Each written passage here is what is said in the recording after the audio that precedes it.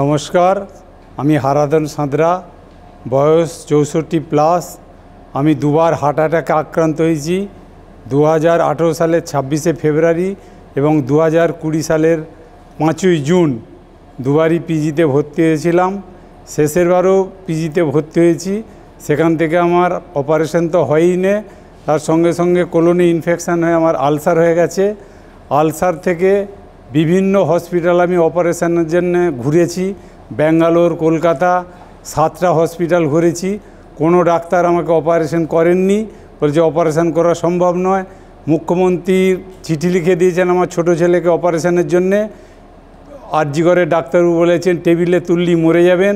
সেইখান থেকে আমি একটা অস্বস্তিকর পরিস্থিতির মধ্যে জীবন কাটাচ্ছিলাম।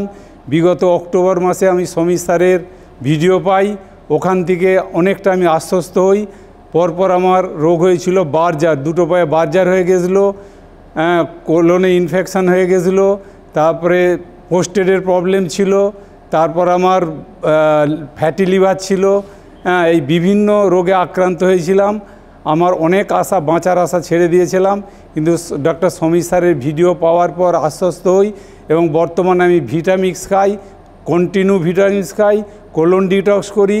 কোলন ডিটক্স করে এখন আমি একবারে সম্পূর্ণ সুস্থ। আজকে আমি দীঘার প্রোগ্রামে এসেছি, এখানে অনেক আনন্দ উপভোগ করছি। এবং আপনারা এই রোগে যারা আক্রান্ত হয়েছেন আমার সঙ্গে যোগাযোগ করতে পারেন। আমার ফোন নাম্বার 9732698171।